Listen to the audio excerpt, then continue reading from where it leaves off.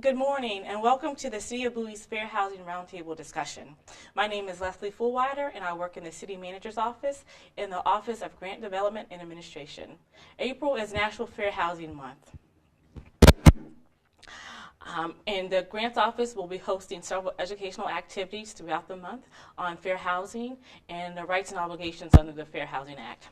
In 2008, the U.S. experienced one of the worst economic crises since the Great Depression of 1930. With today's global economy, the impact was reverberated around the world in many countries. The main cause of the Great Recession of 2008 was due to the burst in the U.S. housing bubble in 2007. During this time, fair housing practices were like a file locked in a cabinet at the back of the closet in the basement.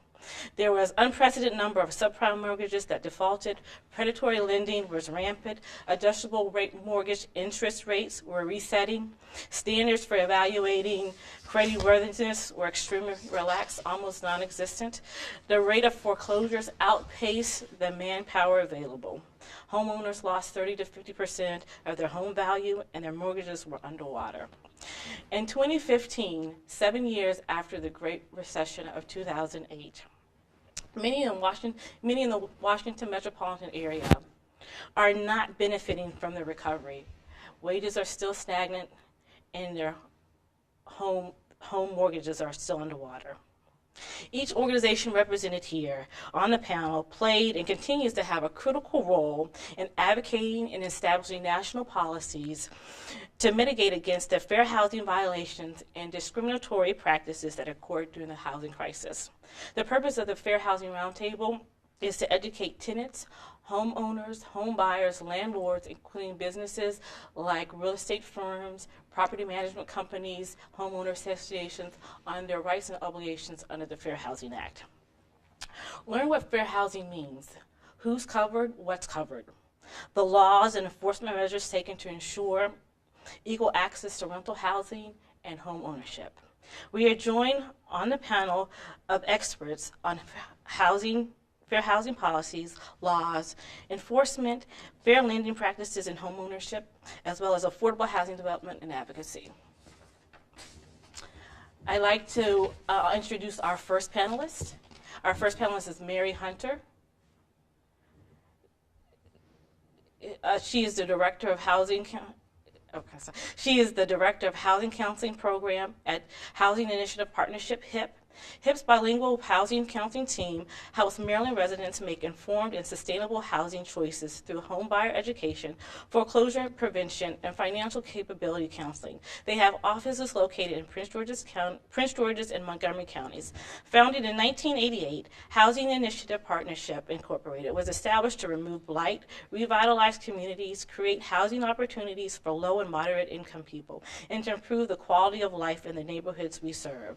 And innovative nonprofit developer and CHDO located in Prince George's County, HIP has developed over 490 units of award-winning service-enriched multifamily housing and renovated 60 homes for first-time home buyers. HIP launched its home ownership program in the spring of 1998 and is now one of the largest HUD-certified housing counseling agencies in Maryland. In 2013, HIP was designated one of the best nonprofits in Greater Washington by the Catalog for Philanthropy.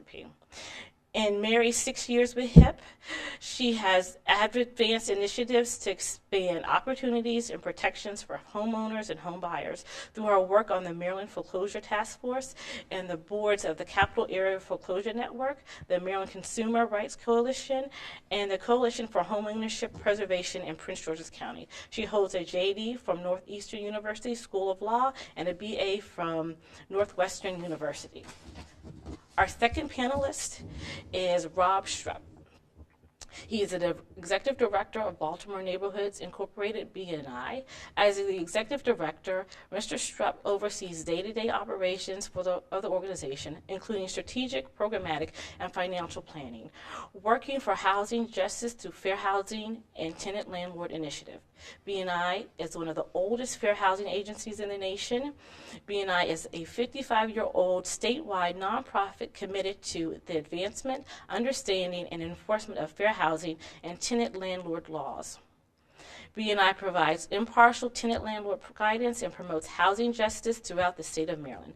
Mr. Strupp is a frequent speaker and serves on numerous local, state, and national coalitions and committees focused on housing initiatives. Before becoming executive director of B&I, he was manager of systemic investigations at the National Community Reinvestment Coalition, NCRC, where his work focused on initiatives designed to promote policies and practices that prevent housing discrimination and strengthen enforcement on fair housing and consumer protection laws. Mr. Strupp holds a JD degree and is licensed to practice law in the District of Columbia. Our third panelist is Stephen Paikin. He has been the Director for Fair Housing and Equal Opportunity in HUD's District of Columbia National Capital Area Field Office since 2007.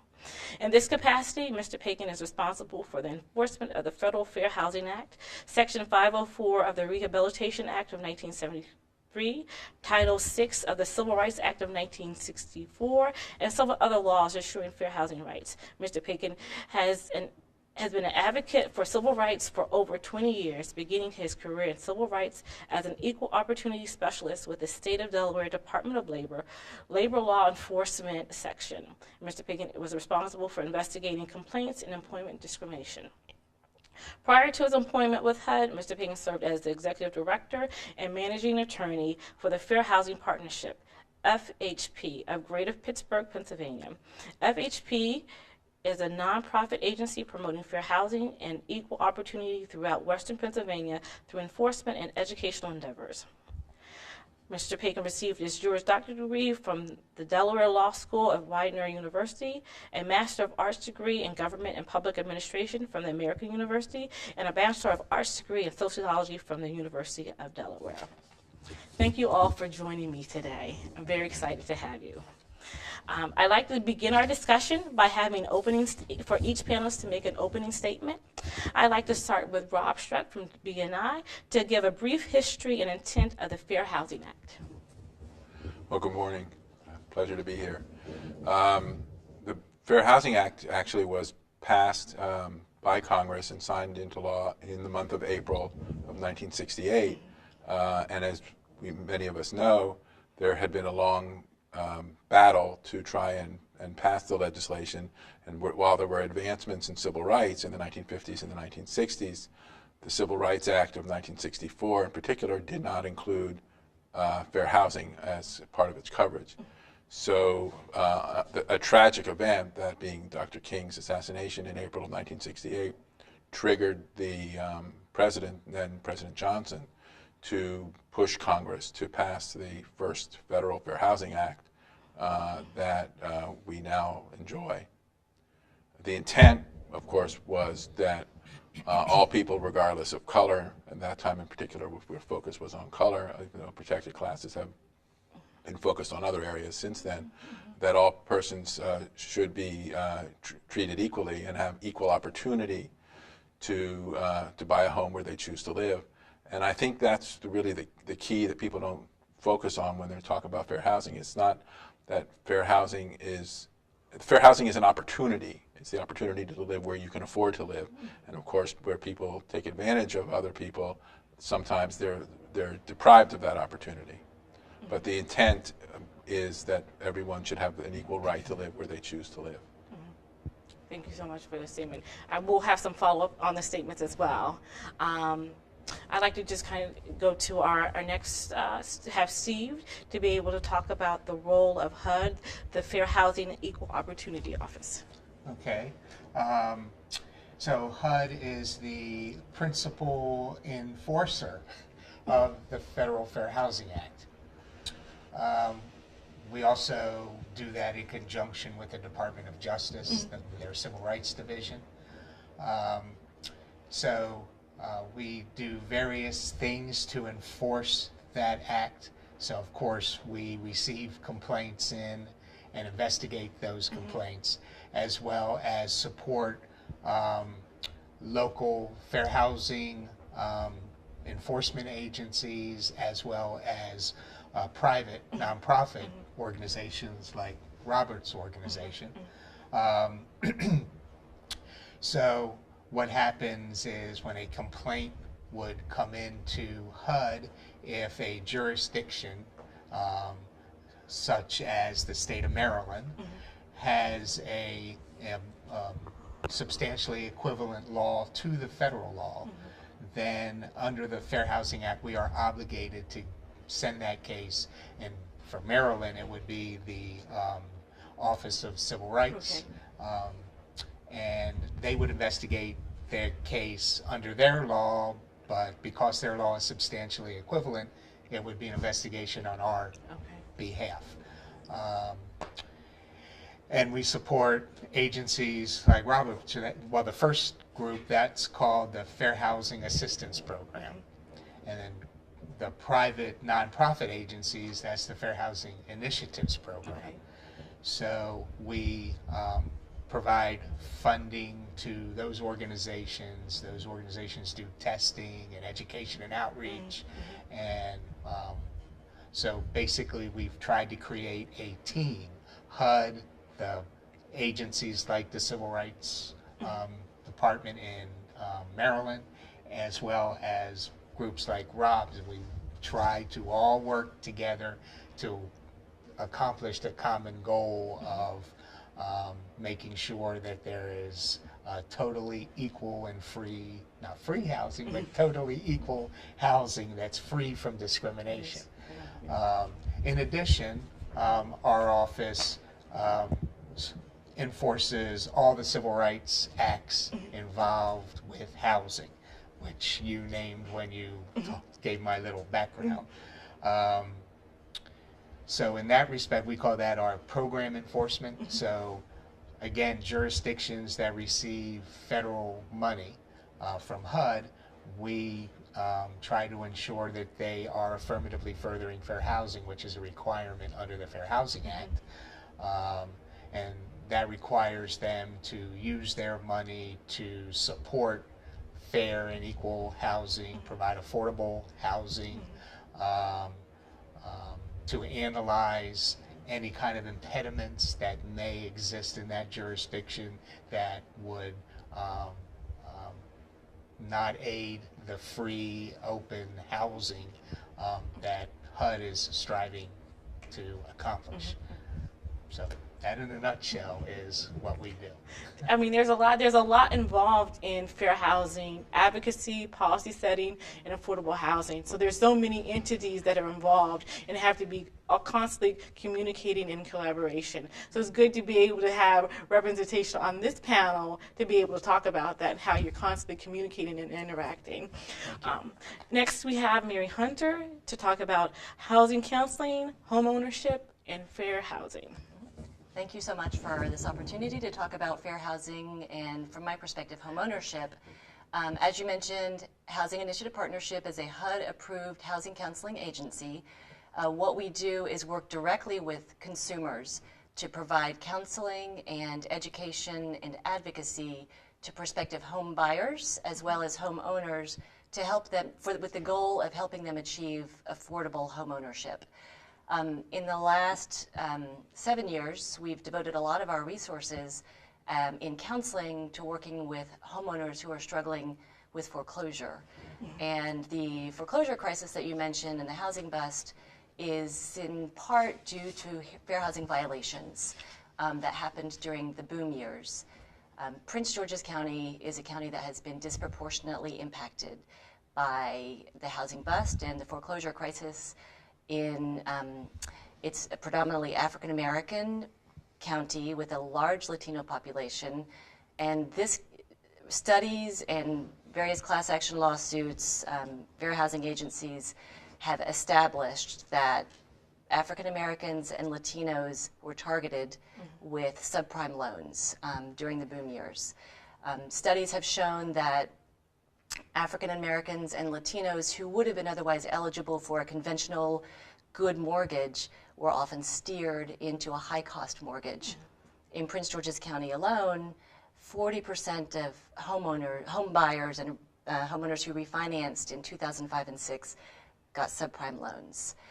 Again, many of them would have been eligible for conventional loans, but there was a race discrimination, which is a violation of the Fair Housing Act. So the impact that that has had on this county has been, really challenging. In the height of the crisis, 1 in 4 homeowners were in default on their mortgage, 1 in 4. Wow. Currently, as you mentioned, the underwater negative equity is a huge problem. 1 in 3 homeowners in this county is underwater. They owe more on their house than their house is worth, and it will take years for them to climb out of that and to start building equity again. So what we've done to try to repair the damage that was caused by those fair housing violations is work directly with homeowners and negotiate on their behalf, advocate on their behalf with their lender to get them out of that bad loan and into a good loan. Get them out of a loan that has bad terms into a loan that has low interest rate, fixed rate for the life of the loan with an affordable monthly payment. We work with about 1,200 struggling homeowners a year, and we've had a good impact helping them lower their monthly mortgage payment. So that's the work that we've done, I think, to repair the damage caused in the past. And going forward, we work with prospective home buyers to help educate and counsel them on their rights under the fair housing law, and to try to work with them to avoid that discrimination of the past. Education is such a key component. Understanding what's your rights so you can exercise and use them. It's just to know what resources are available, what things have been implemented, so you can kind of avoid or report it right away. I'd like to take a moment with this questioning here is to understand some of the historical context of the laws that were put in place and where additional legislation had to come on board. So now that you have several pieces of legislation that all kind of regulate for housing. I mentioned Steve has the Civil Acts Rights of 1964. I think Title I or Title VI or Title II and Title VI are in there. You have the age discrimination. You have a disability. All these laws were in addition, and they're all kind of packaged under, and the regulators have to enforce those. So be able to see kind of what was missing in some of the early regulations so that they had to develop new laws and implement that, and also see how things are still pervasive. They're still pervasive today, where you're having housing violations. Example of the housing crisis of 2007. So maybe Rob or Stephen can kind of address how the progressions of additional laws had to be implemented because other components were missing in earliest legislation. I think you should go first. Well, the Fair Housing Act that Rob talked about that was passed in 1968, that was amended twice, in 1975 to add sex as a protected category, or gender. And under that protection is included harassment as well as pregnancy. And then in 1990, the act was again amended to add familial status, which is having children under the age of 18 in your household, and that includes adopted children, and also the disability provisions of the act. Why disability? I guess we didn't think about disability too much back in the 60s, even though we had a large number of soldiers coming back from Vietnam who had lost limbs or eyesight. And, so I guess as that grew, there became more of an emphasis to add disability to the act. Additionally, the original act really gave HUD no enforcement power. We could investigate a case, and if we couldn't, what we call conciliate, most people know that as a settlement or an agreement. If we couldn't do that, we were tied. So then the complainant was obligated to go to court. And so under the 90 amendments, they added a procedure. So we have an administrative procedure with HUD. It provided that if that the complainant and the respondent are given by complainant respondent. In court, that's known as the plaintiff and the defendant. Okay. So it gave both an election, we call it. So if we find cause in an investigation that there's reasonable cause to believe that there's been discrimination, then we send that to our legal department. They review it, and they will issue a charge. So then then both sides get an election of whether to stay within the administrative process, in which case a HUD attorney will represent the complainant throughout the process, because HUD's position, the government's position, is that once there is a finding of discrimination, then the public has been harmed. Okay. So then the government doesn't become an exact party to the suit, but more or less that's what happens. Sure. But if either party chooses to go to court, then we are obligated to send the case to the Department of Justice, and they will make a decision on whether or not to provide representation to the complainant throughout. And the reason that a HUD attorney cannot represent the complainant in court is because under the Constitution, only the Department of Justice can represent the government in court. Okay. So their HUD attorney would probably be there in an advisory capacity with the Department of Justice attorney, but the Department of Justice attorney would handle the case. And yeah, you touched on a lot of the elements of the complaint process. I'd like to be able to have a specific conversation about that and kind of follow up with you. But I wanted to give Rob an opportunity to respond about the additional legislation that was created because missing links from earlier legislation that was. Well, first of all, B&I was actually created in 1959, so we were almost a decade before the Fair Housing Act to educate and advocate for fair housing in the city of Baltimore. Today we're a state where we're really Maryland's only Maryland state-based FIP, that you mentioned the FIPs, and we're the only one in the state at the moment, based in the state. But so we did that because we believed that integration was the right thing to do. We didn't have any law behind us because this was 1959, and so there was no Fair Housing Act, but we just knew it was the right thing to do, and our founders advocated for that and did a lot of education and outreach within the city of Baltimore. Of course, as the decades went on, we grew to be statewide and recognized that the needs for fair housing, education and outreach and enforcement was a statewide issue.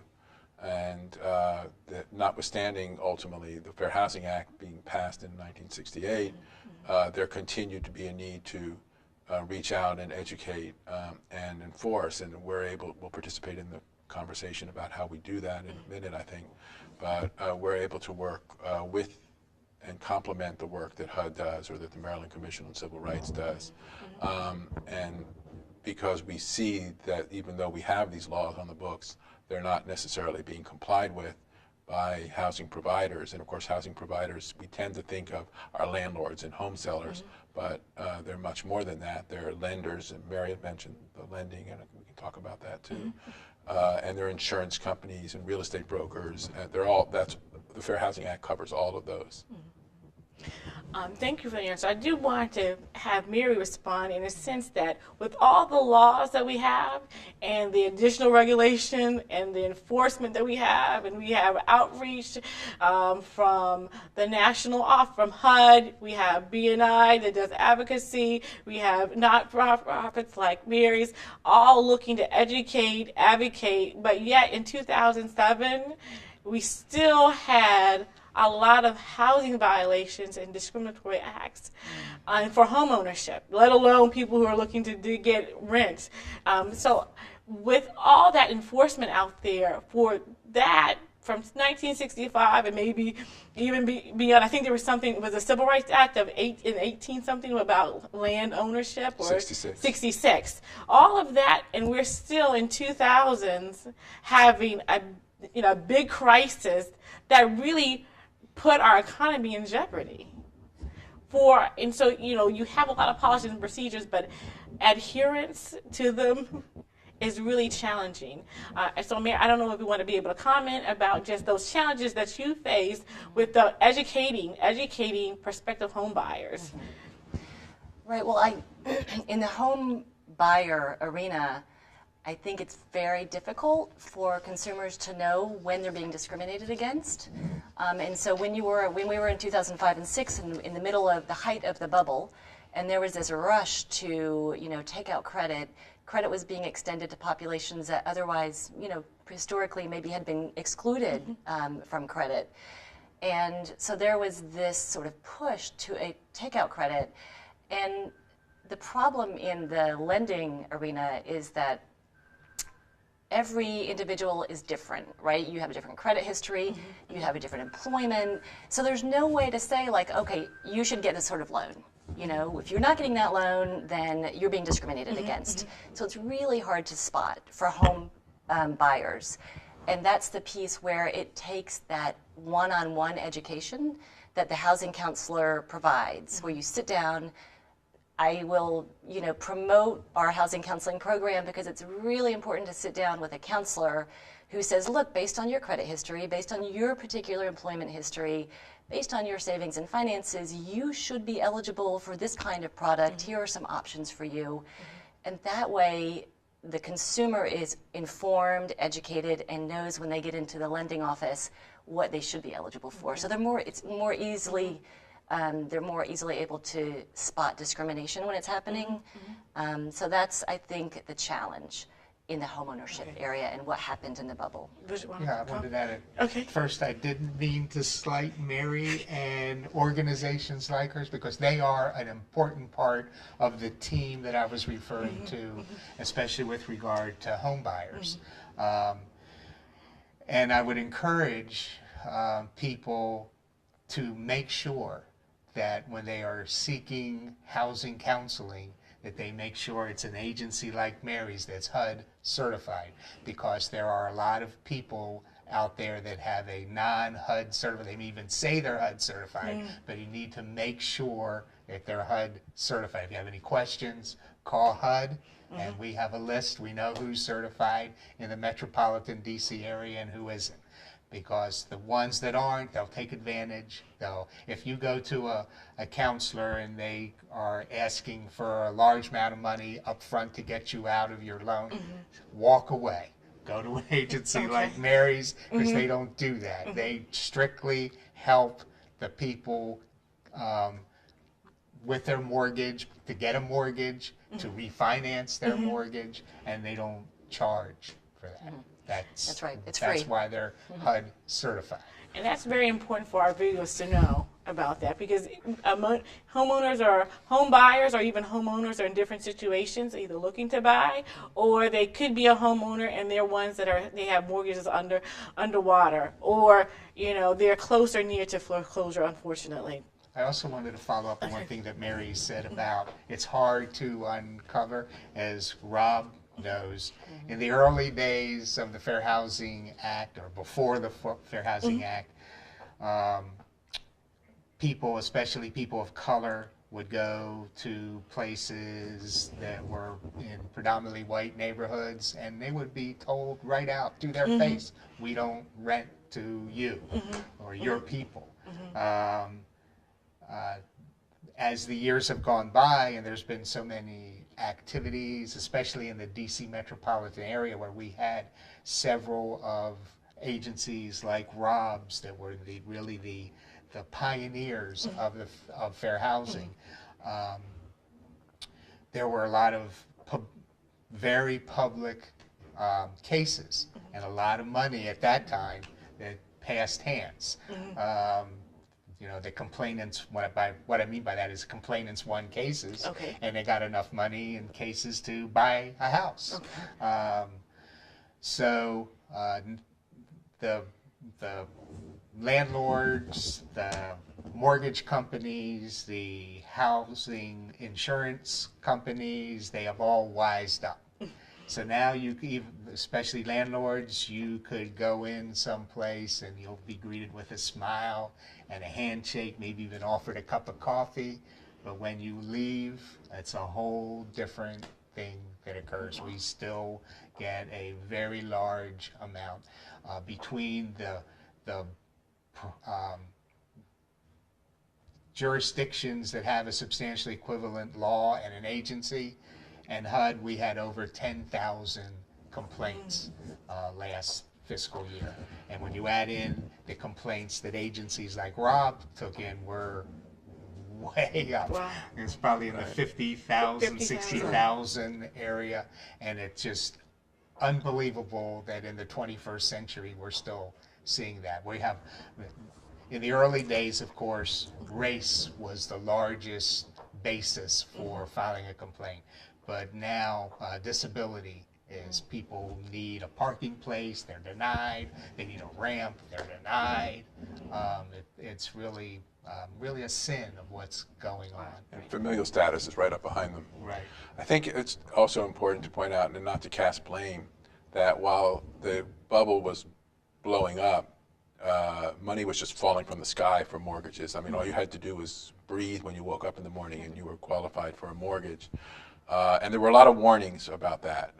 Organizations like BNI and HIP and others locally and nationally were advocating for better protections for the consumer. Unfortunately, at the time, with the economy being so robust, we were ignored. And I think while there's a pendulum that swings, the people are tending now to start to forget those warning lessons, and some of those bad practices are resurfacing. But at the same time, I think governments have come to realize that when we speak, the advocates are speaking and the nonprofits are speaking, who are on the front lines working with homeowners and renters and seeing the scams and the impact that they have, that we know what we're talking about, and we're not crazy. So I think that will help a little bit. But the challenge today is for folks like BNI, organizations like BNI and HIP, and even for HUD, is capacity. And it costs money to do the things that we do, and we need staff to do them. And yet, when there's a funding crisis like we continue to live in day to day, it's challenging to be able to do all that with these tens of thousands of complaints that we receive every year. The bubble was a $1 trillion a year operation, predatory lending. That's what caused the bubble, and big banks, Wall Street, were all involved in creating that bubble, and eventually just burst. In fact, you had people on Wall Street that were making investments betting that a mortgage would fail, so they would cover themselves on both sides. Can I say one more thing Of about course, that? of course. Marion was talking about the impact earlier in Prince George's County, overwhelmingly affecting minorities. And one of the issues with regard to that is that their studies have shown, she talked about some of the studies, that home ownership was the single or primary source of asset building for minorities, particularly African Americans in Prince George's County and elsewhere. Whereas in the more affluent white communities, you have 401ks, you have retirement plans, you have other things going on that you could rely on if the economy took a hiccup. African American communities didn't have that. And so the impact of that bubble bursting was much more extensive in neighborhoods of color. I want to take a moment. There's a few follow-ups here, but I wanted to talk about a simple question. Who are the protected classes? Just so the viewers will know. Who's part of who's covered? Okay. Under the Federal Act, it's race, color, religion, sex or gender, familial status, disability. Did I leave something out? You say religion? Oh, national origin. That's right. National origin. So, as I said, familial status is having children under the age of 18 in your household, because most states Once you're above 18, you're considered in your majority, so you can actually rent your own apartment. Okay. You can sign a lease. And now, states and jurisdictions can create, as I said earlier, have a law that's substantially equivalent. So they can have more protected categories. Okay. They can't have less. So, for instance, the District of Columbia probably has the most expansive Fair Housing Act in the country. They have 19 protected categories. In Maryland, Thank we have 3 add-ons. So there's the federal 7 plus 3 add-ons, Okay. and they're marital status, sexual orientation, and gender identity, which was passed last year. Okay. So there's 10. And then Prince George's County has a slew of others as well. Employment discrimination, Source of income. source of income discrimination, which is really very important, Okay. so that you're not discriminated against because you have a voucher or because you collect Social Security or because you collect VA benefits. All those, wherever your income comes from, as long as it's legal, is to be treated the same as if you had a W-2. Okay. And so that's an important distinction. One thing, sadly, that you don't hear in these conversations, except for in limited jurisdictions like Prince George's County, by the way, is age. Age is not yet a federally protected or state protected class for fair housing. It's covered under other laws, but it needs to be added to the Fair Housing Act as well. Except in D.C. In DC is one of the And 19. it is in Prince George's, but Right. I meant at the state or federal level. Right.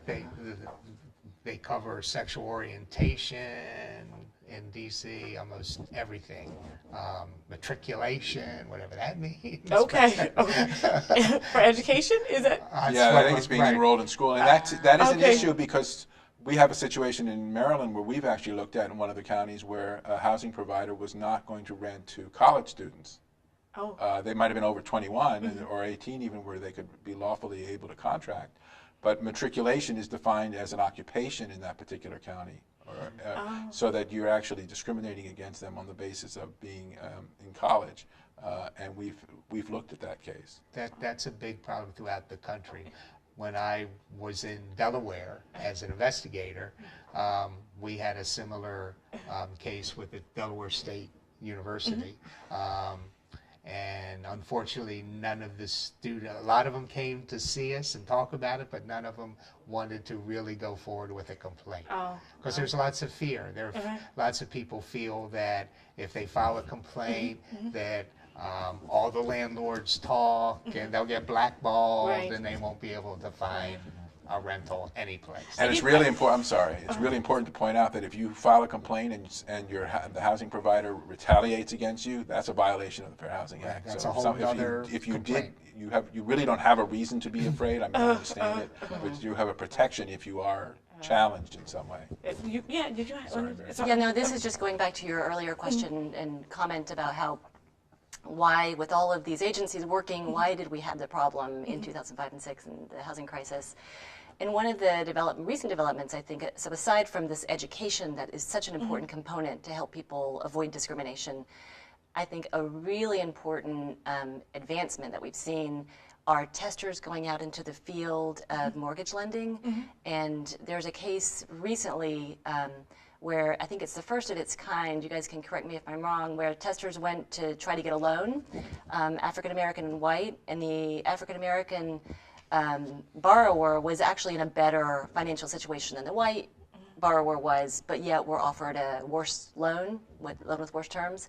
And I think that kind of testing and those sort of lawsuits that come from that sort of testing will go a long way to help the institutions train their staff to not discriminate. Okay. In fact, we do that. Not only do we do that in the origination of a loan where you apply for the loan, but right now with all of the people who are trying to get their loans modified, the servicer who's handling the loan has to treat the borrowers equally in terms of race and color and national origin. And so if somebody who's equally qualified to a white borrower is denied a loan modification or given different, more adverse terms of a modification, that would be a violation of the Fair Housing Act. So let's go to enforcement, because I think that's just a national progression. Because you're talking about that if your rights are violated by putting a complaint through, or there shouldn't be any repercussions about putting a complaint through. But yet, many who feel like they have been violated are hesitant about that. So where is the enforcement?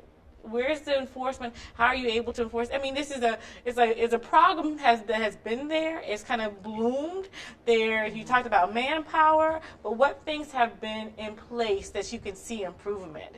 And what are some of the challenges with enforcement as well? I'm not going to talk about enforcement. I'll leave that to these two. But I will say that with filing complaints, I think, from my understanding, it's underreported. People do not file, many people do not file complaints. So the statistics that we were hearing earlier about all the complaints that have been filed in a year, there are probably twice as many out there that haven't been filed because it just takes time, for one, not only the fear factor, but just, navigating how to file a complaint. And so that is one area that I think we need to work on, getting more people to file complaints. And I'll pass it over to these two that work in that area.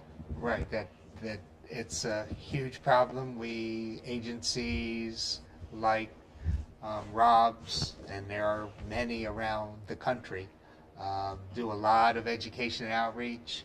We at HUD do a lot of education and outreach. This is a education and outreach session. But for some reason, people still, we know what Mary said, that there's more complaints out there than are being filed. And I, as my bio indicated, I used to do employment discrimination cases. We used to get at least 5 to 10 times more employment discrimination cases than we did fair housing cases. And for the longest time, I thought about that and why, and the only thing I can come up with is that when you fear that you may lose whatever home you have, even if it's a shack, it's your home, and when you fear you're going to lose that, you're less likely to file a complaint. Whereas with employment, I think people think, well, I can get a job someplace else, and he did me wrong, and I should be able to keep this job, and people for some reason don't think that same way about the Fair Housing Act. And if you were denied a home, so you're not in it, but maybe you were denied it because someone didn't like however you presented yourself, that's hurtful, and it's kind of hard to want to relive that. And sometimes, of course, you don't see it. It's very subtle.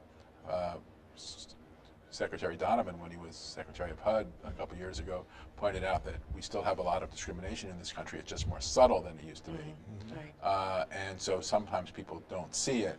But once you get over the hurdle, and people are proud, they don't want to admit that somebody's taking advantage of them or that somebody didn't like them.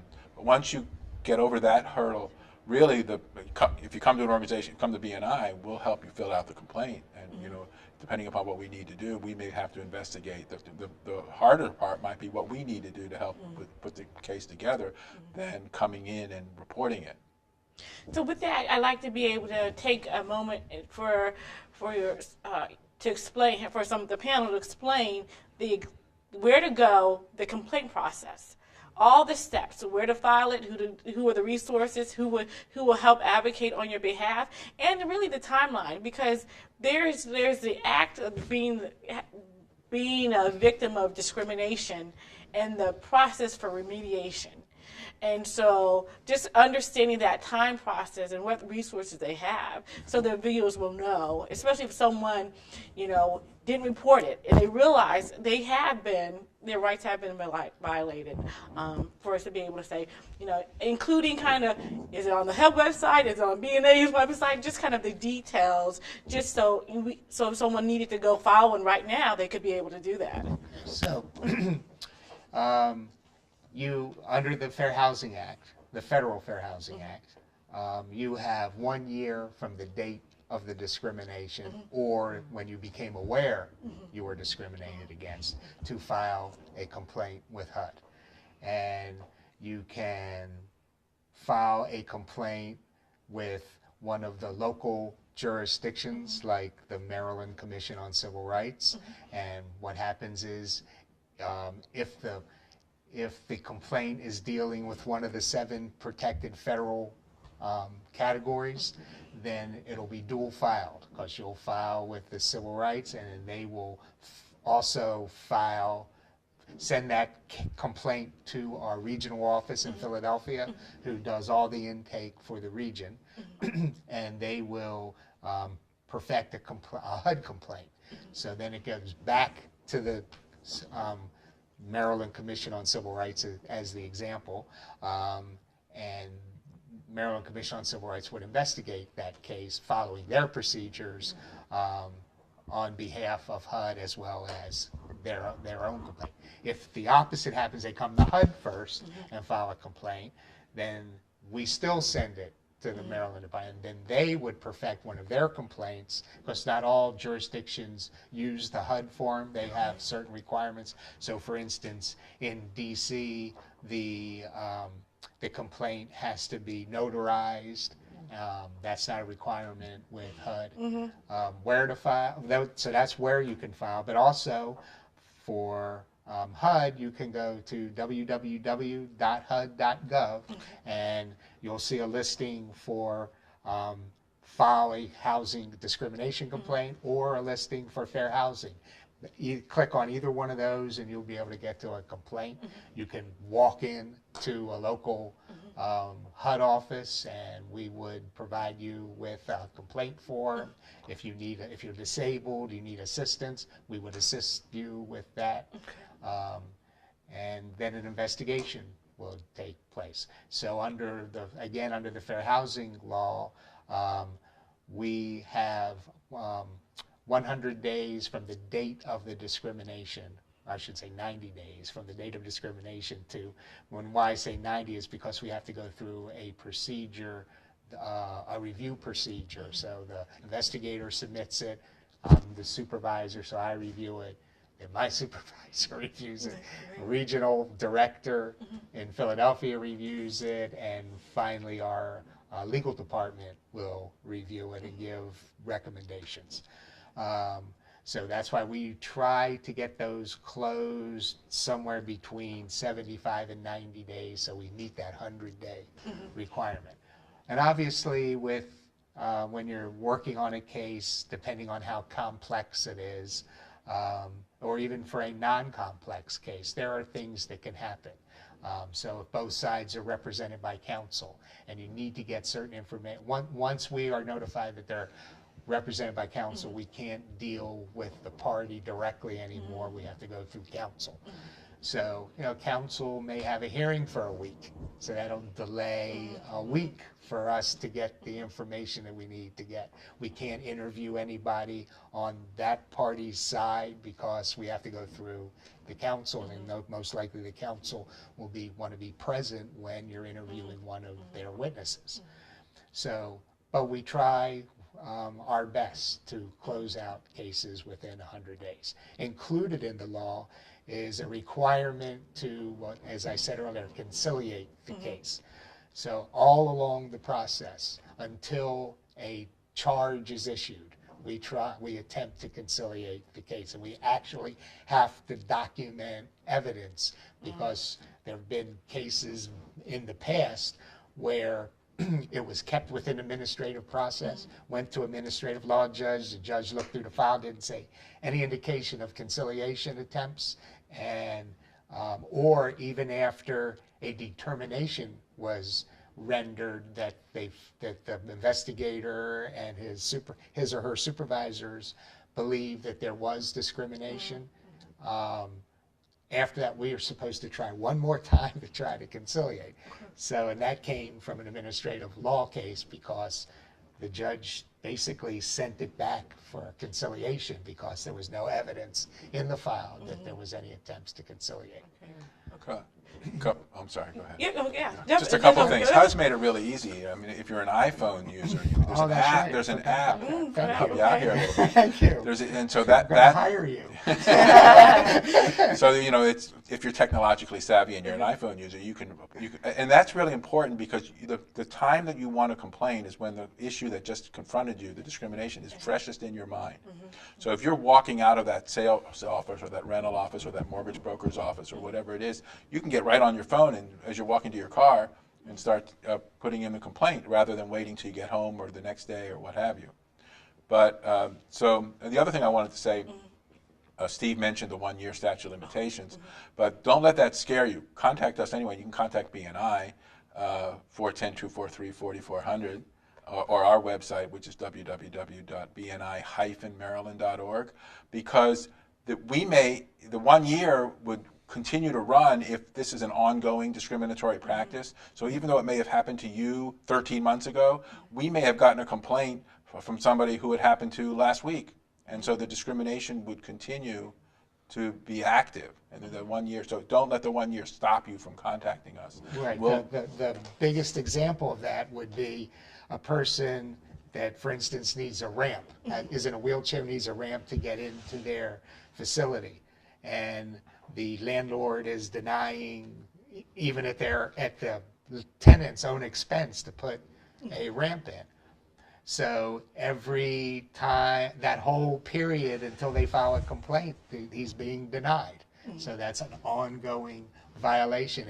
Plus, every time he asks for an accommodation to have that ramp put in, then the landlord is again discriminating against. So I do have one question.